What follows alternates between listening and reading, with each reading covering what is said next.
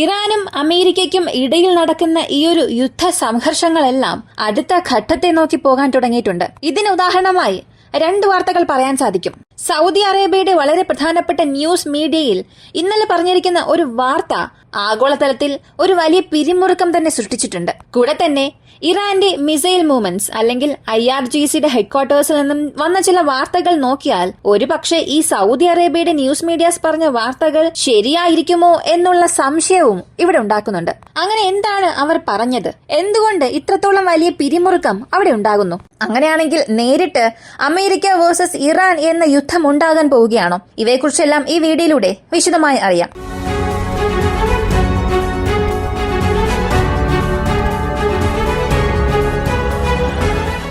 Iran versus America, ഈ പ്രശ്നത്തെക്കുറിച്ച് അറിയുന്നതിന് മുൻപ് റഷ്യ ഉക്രൈൻ സംബന്ധിക്കുന്ന ചില അപ്ഡേറ്റ്സ് നമുക്ക് കണ്ട് അവസാനിപ്പിക്കാം. റഷ്യ ഉക്രൈൻ സംബന്ധിച്ച് രണ്ടാം ഘട്ട ചർച്ച അമേരിക്കയ്ക്കും റഷ്യയ്ക്കും ഇടയിൽ ആരംഭിച്ചിട്ടുണ്ട്. അമേരിക്കൻ പ്രസിഡന്റ് ഡൊണാൾഡ് ട്രംപും റഷ്യൻ പ്രസിഡന്റ് വ്ളാഡിമിർ പുടിനും അവരുടെ ഫോൺ ചർച്ചകൾ ആരംഭിച്ചിട്ടുണ്ട്. എന്നാൽ അതേസമയം തന്നെ ഉക്രൈൻ ഇത്തവണ കേഴ്സ്കിനുള്ളിൽ എങ്ങനെയെങ്കിലും അവിടെ കുടുങ്ങിക്കിടക്കുന്ന സൈനികരെ രക്ഷപ്പെടുത്താനായി ഫ്രണ്ട് ലൈനിൽ അവരെ കൊണ്ട് എന്തൊക്കെ സ്ട്രാറ്റജി ഉപയോഗിക്കാൻ സാധിക്കുമോ അതെല്ലാം ചെയ്യാൻ തുടങ്ങിയിട്ടുണ്ട്. ഇപ്പൊ പോലും റഷ്യയുടെ 2 പ്രദേശങ്ങളിൽ ഉക്രൈൻ സൈനികർക്കും റഷ്യൻ സൈനികർക്കും യുദ്ധം നടക്കുന്ന സ്ഥലം അതിനടുത്ത് റഷ്യയുടെ റീജിയൻസിന് നേരെ അറ്റാക്ക് ചെയ്യാൻ ശ്രമിച്ചിട്ടുണ്ട്. എന്നാൽ ഈ ഒരു ആക്രമണ ശ്രമം റഷ്യ മനസ്സിലാക്കുകയും 28ലധികം ആർട്ടിലറി യൂണിറ്റ്സിനെ സുമി റീജിയനിൽ വെച്ച് നശിപ്പിച്ചിട്ടുണ്ട്. ഇത് എത്രത്തോളം വലിയ കാര്യമാണെന്ന് ചോദിച്ചാൽ ഒരു പക്ഷേ ഇങ്ങനെ ഒരു ആക്രമണം പുതുതായി ഉക്രൈൻ നടത്തുകയാണ്. റഷ്യ ഈ ആക്രമണത്തെ ഡിസ്റ്റർബ് ചെയ്യാതെ ഉക്രൈനെ അവരുടെ പോക്കിൽ വിട്ടിരുന്നു എന്നുണ്ടെങ്കിൽ തീർച്ചയായും കേഴ്സ്കിൽ അകപ്പെട്ടിരിക്കുന്ന ഉക്രൈൻ സൈനികരുടെ അവസ്ഥ ഇപ്പോ എന്തായി കാണുമെന്നേ അറിയില്ല. മാത്രമല്ല അമേരിക്കയുടെ പക്കൽ നിന്നും മറ്റൊരു പ്രധാനപ്പെട്ട അറിയിപ്പ് വന്നു. ഉക്രൈനിൽ സംഭവിക്കുന്ന യുദ്ധക്കുറ്റങ്ങളും റഷ്യ ഉക്രൈന് എതിരെ ചെയ്യുന്ന അനീതികളും അന്വേഷിക്കാനായി ഇന്റർനാഷണൽ സംഘടനകൾ എല്ലാവരും ചേർന്ന്, പ്രധാനമായും അമേരിക്കയെ ഉൾപ്പെടുന്ന ചില സംഘടനകൾ ഒരു ഗ്രൂപ്പ് ഫോം ചെയ്തിരുന്നു. എന്നാൽ ഇപ്പോ അതിൽ നിന്നും ഞങ്ങൾ പുറത്തേക്ക് പോവുകയാണ് എന്നുള്ള അറിയിപ്പാണ് അമേരിക്കൻ പ്രസിഡന്റ് പുറത്തുവിട്ടത്. ഇതിപ്പോ വളരെ ഞെട്ടിപ്പിക്കുന്ന ഒരു കാര്യമായി മാറിയിട്ടുണ്ട്. ആഗോളതലത്തിൽ പല വ്യക്തികൾ ഇതേക്കുറിച്ച് ഇപ്പോൾ ചിന്തിക്കാൻ തുടങ്ങിയിട്ടുണ്ട്. അമേരിക്കയുടെ ട്രസ്റ്റ് ഫാക്ടർ തന്നെ ഇവിടെ മാറിയിട്ടുണ്ട്. ഒരുപക്ഷെ നാളെ ആരെങ്കിലും അമേരിക്കയെ വിശ്വസിച്ചിറങ്ങിയാൽ ആ രാജ്യത്തിനെ പോലും അമേരിക്ക ഇങ്ങനെയാണോ ട്രീറ്റ് ചെയ്യുക എന്നൊരു ചോദ്യം തന്നെ ഉണ്ടാക്കിയിട്ടുണ്ട്. മാത്രമല്ല ഡൊണാൾഡ് ട്രംപ് മറ്റൊരു കാര്യം പറഞ്ഞത്, ഏതൊക്കെ രാജ്യങ്ങളിലെല്ലാമാണോ സാമ്പത്തിക ഉപരോധം ഏർപ്പെടുത്തിയത് അതെല്ലാം പുനഃപരിശോധിക്കണം. അങ്ങനെ ഒരു സാഹചര്യം ഇപ്പൊ ഉണ്ടായിരിക്കുകയാണ്. കാരണം ലോകത്തിൽ ഒരുപാട് ജനസംഖ്യയുള്ള രാജ്യങ്ങൾ, കൂടുതൽ വിഭവങ്ങൾ ഉള്ള രാജ്യങ്ങളിലും നമ്മുടെ സാമ്പത്തിക ഉപരോധം നമ്മൾ ഏർപ്പെടുത്തിയിട്ടുണ്ട്. ഇത് കാരണം ഡോളറിന്റെ വാല്യൂ അല്ലെങ്കിൽ ആഗോള കറൻസിയായി ഡോളർ ആയിരിക്കുന്നതിൽ തന്നെ പല പ്രശ്നങ്ങൾ വരുന്നുണ്ട്. ഇത് പ്രധാനമായും ബ്രിക്സ് നോക്കിയാൽ ബ്രിക്സിന് തന്നെ പ്രത്യേകം ഒരു കറൻസി ഉണ്ടാക്കുകയും അവർക്കുള്ളിൽ അത് വ്യാപാരം ചെയ്യുകയും ചെയ്യുന്നുണ്ട്. ഇങ്ങനെയുള്ള പ്രശ്നങ്ങൾ വരാൻ തുടങ്ങുകയാണെങ്കിൽ ഡോളറിന്റെ മൂല്യം അവിടെ തീർച്ചയായും കുറയും. ആഗോള കറൻസിയായ ഡോളർ ഇവിടെ ഉപയോഗിക്കുക എന്നതിനും അപ്പുറം ഒരു ഡോളറൈസേഷൻ എന്ന പ്രക്രിയയിലേക്ക് ഇത് തള്ളപ്പെടും. അതിനാൽ നമ്മൾ ഈ സാമ്പത്തിക ഉപരോധമെല്ലാം റിവൈസ് ചെയ്യണം എന്നുള്ള ഒരു അറിയിപ്പ് കൊടുത്തു. അപ്പോൾ റഷ്യ ഉക്രൈൻ യുദ്ധത്തെ സംബന്ധിച്ച് കേഴ്സ് ബാറ്റിൽ വീണ്ടും ഒരു വലിയ ചർച്ചയായി തന്നെ പോകുന്നുണ്ട്. എന്നാൽ ഇപ്പോഴത്തേക്ക് അവിടെ യാതൊരു പ്രധാനപ്പെട്ട അപ്ഡേറ്റ്സും ലഭിക്കുന്നില്ല. കഴിഞ്ഞ 18 മണിക്കൂർ എടുത്ത് നോക്കിയാൽ പ്രധാനമായും അവിടെ യാതൊരു ഓഫൻസീവും നടന്നിട്ടില്ല. ഉക്രൈൻ സൈനികർ പുറത്തേക്ക് പോയതുപോലുള്ള യാതൊരു വാർത്തയും വന്നിട്ടില്ല. മെയിൻ സ്ട്രീം മീഡിയാസിലും വന്നിട്ടില്ല, ചില വാർ വ്ളോഗേഴ്സ് വഴിയും വന്നിട്ടില്ല. അടുത്ത് നമ്മൾ അറിയാൻ പോകുന്നത് ഗാസ സംബന്ധിക്കുന്ന ചില വാർത്തകളാണ്. സത്യത്തിൽ രണ്ടാം ഘട്ട സീസ് ഫയറിന് ഇസ്രായേൽ സമ്മതിക്കുന്നില്ല. കാരണം ഈ സമയത്ത് തന്നെ അതിനുള്ള ചർച്ചകൾ ആരംഭിച്ചിരിക്കേണ്ടതാണ്, ഒരു സമാധാനം ഉണ്ടാകേണ്ടതാണ്. എന്നാൽ ഇസ്രായേൽ രണ്ടാം ഘട്ട ചർച്ചയ്ക്ക് അവിടെ ഒരു സമാധാനം വന്നിരിക്കേണ്ടതായിരുന്നു. ഈ രണ്ടാം ഘട്ട ചർച്ചയിൽ ഇസ്രായേൽ അവരുടെ സൈനികരെല്ലാം ഗാസയിൽ നിന്നും പുറത്തേക്ക് കൊണ്ടുവരേണ്ടതായിരുന്നു. ഇതാണ് ഹമാസിന്റെ ഒരു വലിയ ആവശ്യമായിരുന്നത്. എന്നാൽ ഇസ്രായേൽ അതിപ്പോ ബ്രേക്ക് ചെയ്തിട്ടുണ്ട്. ഒറ്റ രാത്രിയിൽ ഇസ്രായേൽ ചെയ്ത എയർ സ്ട്രൈക്കിൽ 330ലധികം വ്യക്തികൾ മരിച്ചതായി പറയുന്നു. സത്യത്തിൽ ഈ മരിച്ചതിലും ഒരുപാട് പേര് സാധാരണ ജനങ്ങളാണ് എന്ന് പാലസ്തീനും ഒരുപാട് ജേർണലിസ്റ്റുകളും അവരുടെ അഭിപ്രായം പറയുന്നുണ്ട്.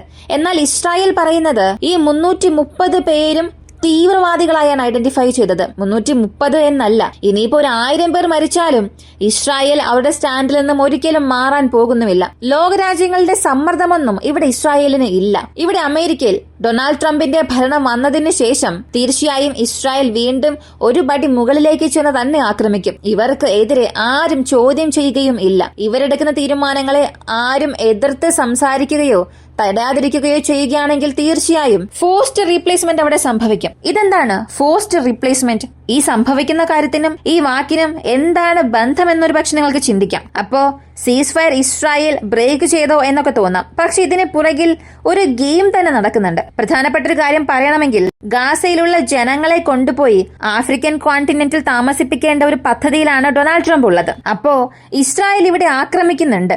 അതുകൊണ്ട് അവിടെയുള്ള ജനങ്ങളെ മറ്റെവിടെയെങ്കിലും കൊണ്ടുപോയി അങ്ങനെയാണെങ്കിലും അവർക്കൊരു സമാധാനം ലഭിക്കുമല്ലോ എന്ന ഒരു രീതിയിൽ അവർക്ക് നല്ലത് ചെയ്യുന്നത് പോലുള്ള ഒരു അഭിനയം അവിടെ സൃഷ്ടിക്കുകയും അങ്ങനെയാണ് അവിടെ സംഭവിക്കാനും പോകുന്നത്. ഇത് സംഭവിക്കുകയാണെങ്കിൽ തീർച്ചയായും എല്ലാം അവസാനിക്കും. അതിനു മുൻപ് ലോകത്തിലുള്ള മറ്റ് രാജ്യങ്ങൾ ഇസ്രായേൽ ഒരു സമ്മർദ്ദം ചെലുത്തേണ്ടത് അത്യാവശ്യമാണ്. കാരണം ഈ 330 പേർ മരിച്ചു. എല്ലാവരും തീവ്രവാദികളാണെന്ന് അവർ പറയുന്നു. പക്ഷെ ഇതെങ്ങനെയാണ് അംഗീകരിക്കാൻ സാധിക്കുക? അതിൽ ഒരേയൊരു കുഞ്ഞു പോലും ഉണ്ടാകില്ലേ? ഒരേയൊരു സ്ത്രീ പോലും ഉണ്ടാകില്ലേ? പൊതുജനങ്ങളിൽ ആരും അതിൽ ഉണ്ടാകില്ലേ? ഇവരുടെ മാധ്യമങ്ങൾ പറയുന്ന വാർത്തകൾ എടുത്തു നോക്കിയാൽ ഈ 330 പേരെയും ടെററിസ്റ്റായി ഐഡന്റിഫൈ ചെയ്തുവെന്നാണ് വാർത്തകൾ വരുന്നത്. 4 വയസ്സുള്ള കുഞ്ഞ് മരിച്ചിട്ടുണ്ട്, 5 വയസ്സുള്ള കുഞ്ഞ് മരിച്ചിട്ടുണ്ട്. അപ്പോ അവരും തീവ്രവാദികളാണോ? അല്ലെങ്കിൽ ഇവർ എന്ത് അടിസ്ഥാനത്തിലാണ് ഇങ്ങനെ ഒരു ക്ലെയിം നടത്തുന്നത്? ഇതിനിടയിൽ ടൈംസ് ഓഫ് ഇസ്രായേലിൽ ഒരു വാർത്ത വന്നു. ഇസ്രായേലിന്റെ മാധ്യമമാണ്, മെയിൻ സ്ട്രീം മീഡിയ. അവർ പറഞ്ഞിരിക്കുന്നത് ഈ 2ാം ഘട്ട സീസ് ഫയറിനെ തീർച്ചയായും പ്രൈം മിനിസ്റ്റർ സമ്മതിക്കുന്നില്ല. അദ്ദേഹം എന്തുകൊണ്ട് ഇങ്ങനെ ചെയ്യുന്നു? അവിടെയുള്ള സൈനികരെ എന്തുകൊണ്ട് കൊണ്ടുവരുന്നില്ല? ഇതൊന്നും അറിയാത്ത കാര്യമാണ്. കാരണം ഈ ഒരു സീസ് ഫയർ ഡീലിൽ കുറഞ്ഞത് 18 പേരെയെങ്കിലും വീണ്ടും റിലീസ് ചെയ്യേണ്ടതാണ്. ഈ ഒരു പ്രോസസ് എല്ലാം ശരിയായ രീതിയിൽ പോവുകയാണെങ്കിൽ 18 പേര് റിലീസ് ചെയ്യേണ്ടതാണ്. ഇപ്പൊ ഹമാസിന്റെ പക്കൽ നിന്ന് വന്നിരിക്കുന്ന സ്റ്റേറ്റ്മെന്റിൽ പറയുന്നത് ഒരു ഹോസ്റ്റേജ് മരിച്ചു, 3 പേർക്ക് അവിടെ പരിക്കേറ്റിട്ടുണ്ട് എന്ന് പറഞ്ഞു. അപ്പോ ഈ സീസ് ഫയർ ഇസ്രായേൽ എന്തുകൊണ്ട് ഇവിടെ വയലേറ്റ് ചെയ്തു? ഇതിനെക്കുറിച്ചൊന്നും അറിയില്ല എന്ന രീതിയിലാണ് അവർ വാർത്ത പുറത്തുവിട്ടത്. ഇതിനിടയിൽ ഇറാൻ സംബന്ധിക്കുന്ന വാർത്തയും വളരെ പ്രധാനപ്പെട്ടതാണ്.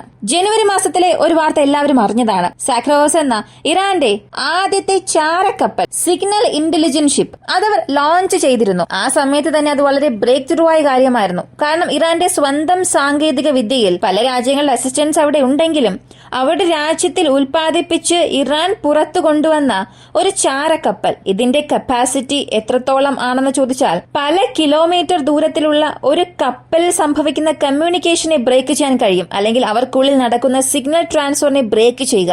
ഇങ്ങനെ ഇറാൻ ആവശ്യമായ പ്രധാനമായും ഇസ്രായേലിന്റെ ഇലക്ട്രോണിക് ഇന്റലിജൻസ് ഓപ്പറേഷൻസിനെ തടസ്സപ്പെടുത്തണം എന്നുള്ള ഉദ്ദേശത്തോടു കൂടി മാത്രം നിർമ്മിച്ചത്. ഹൂത്തീസിനും അമേരിക്കയ്ക്കും ഇടയിൽ എന്തൊക്കെ പ്രശ്നങ്ങൾ പോകുന്നു എന്ന് നമുക്കറിയാം. കഴിഞ്ഞ 48 മണിക്കൂറിനുള്ളിൽ തന്നെ 3 തവണ തുടർന്ന് അമേരിക്കയുടെ സ്റ്റാർമർ കപ്പലിനെ അവർ ആക്രമിച്ചിട്ടുണ്ട്. ഇങ്ങനെയുള്ള വാർത്തകൾ പുറത്തു വരുമ്പോഴാണ് ഈ ഒരു സംഭവം നടന്നിരിക്കുന്നത്. ഇത് റിപ്പോർട്ട് ചെയ്തത് മറ്റാരും അല്ല, സൗദി അറേബ്യയുടെ അൽ ഹദാദ് നെറ്റ്വർക്കാണ്.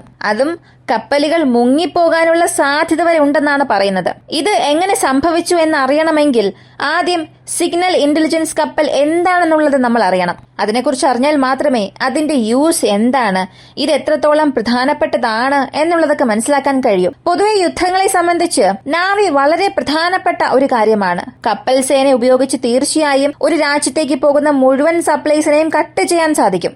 ആ ഒരു രാജ്യം കടൽ തീരത്തോട് ചേർന്നുള്ളതാണെങ്കിൽ. ഇങ്ങനെയുള്ള പ്രധാനപ്പെട്ട കപ്പൽ സേനയിൽ കമ്മ്യൂണിക്കേഷൻസ് ഒക്കെ എത്രത്തോളം പ്രധാനപ്പെട്ടതാണോ അതുപോലെ തന്നെ ശത്രുക്കളുടെ പ്രവർത്തനങ്ങളും അറിഞ്ഞിരിക്കണം.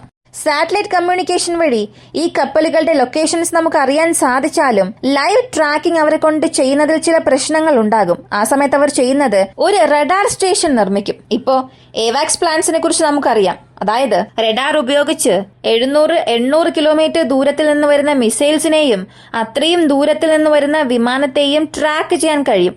അതുപോലുള്ള റഡാർസും ഒരുപാട് സെൻസേഴ്സും അവിടെ കൊണ്ടുവന്ന് കപ്പലുകളിൽ ഘടിപ്പിക്കും. അതൊരു പറക്കുന്ന റഡാർ നിലയമാണെങ്കിൽ ഇത് പൊങ്ങിക്കിടക്കുന്ന ഒരു റഡാർ സ്റ്റേഷനാണ്. ഇവിടെ റഡാർ സിഗ്നൽസും ഇലക്ട്രോണിക് സിഗ്നൽസ് എല്ലാം പ്രോസസ്സും ചെയ്യും, എമിറ്റും ചെയ്യും. ഇവ പല ദൌത്യങ്ങൾക്ക് വേണ്ടി ഉപയോഗിക്കും. പ്രധാനമായും സിഗ്നൽ ഇന്റലിജൻസ്, സിഗ്നെറ്റ് എന്ന് പറയും. ശത്രുക്കളുടെ കപ്പലിൽ നിന്ന് വരുന്ന സിഗ്നൽസ് എല്ലാം പ്രോസസ് ചെയ്യും. ഇവയെല്ലാം ഡിജിറ്റൽ സിഗ്നൽസ് വഴിയാണ് ഒരാളിൽ നിന്നും മറ്റൊരാളിലേക്ക് പോകുന്നത്. ഇപ്പോൾ ശത്രുക്കളുടെ 2 യുദ്ധക്കപ്പലുകൾ ഉണ്ട്.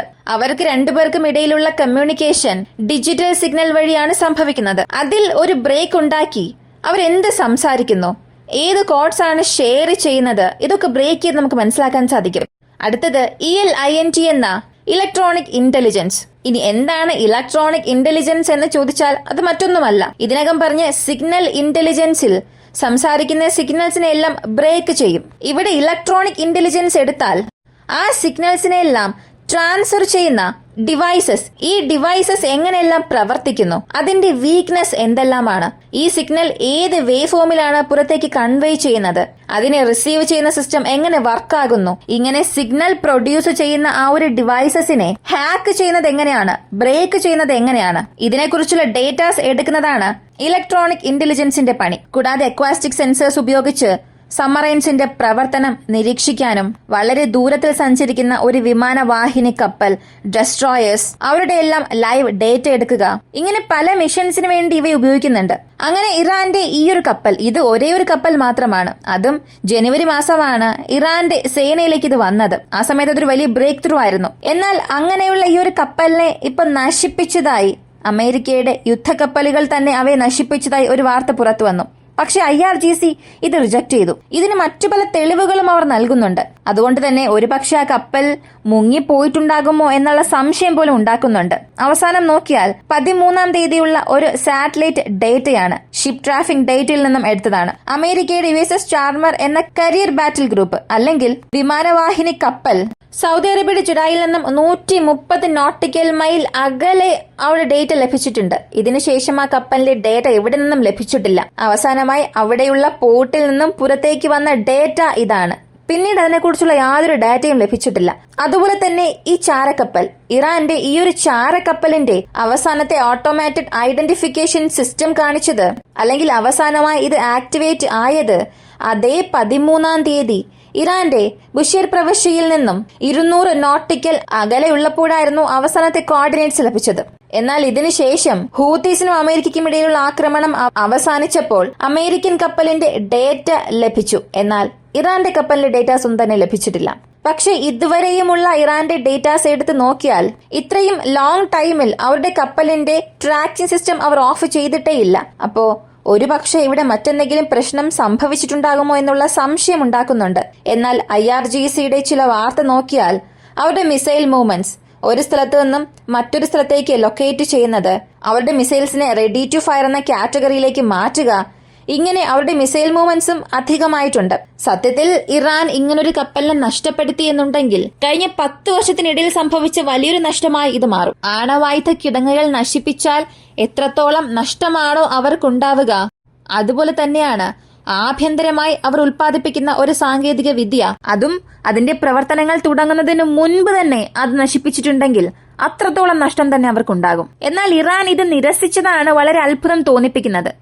ഒരു പക്ഷേ ഇതിനുള്ള ഉത്തരം നിങ്ങൾക്ക് അറിയാമെങ്കിൽ കമന്റിൽ പറയുക. ഇറാന്റെ കപ്പലിന് എന്ത് സംഭവിച്ചിട്ടുണ്ടാകും? അമേരിക്ക അതിനെ ആക്രമിച്ചെങ്കിൽ ഇറാന്റെ പ്രതികരണം ഇവിടെ എങ്ങനെയായിരിക്കും? കാരണം ഹൂത്തീസിന് സപ്പോർട്ടായി ഇറാൻ ഇവിടെ ഉണ്ടെന്ന് എല്ലാവർക്കും അറിയാം. അമേരിക്കയും പറഞ്ഞിട്ടുണ്ട്. ഇറാൻ ഇതുപോലെ ഹൂത്തീസിനെ സഹായം ചെയ്തുകൊണ്ടിരിക്കുകയാണെങ്കിൽ തീർച്ചയായും ഇറാന് ഒരു ഘട്ടത്തിൽ ഉത്തരം നൽകേണ്ട ഒരവസ്ഥ വരുമെന്ന്. എന്തായാലും ഈ ഒരു വീഡിയോയെ കുറിച്ചുള്ള നിങ്ങളുടെ അഭിപ്രായം കമന്റിൽ പറയുക. ഇങ്ങനെയുള്ള വീഡിയോസ് കാണാൻ താല്പര്യമുള്ളവരാണ് നിങ്ങളെങ്കിൽ ഇപ്പോൾ തന്നെ നമ്മുടെ ചാനൽ സബ്സ്ക്രൈബ് ചെയ്യുക. മറ്റൊരു വീഡിയോയുമായി വീണ്ടും കാണാം.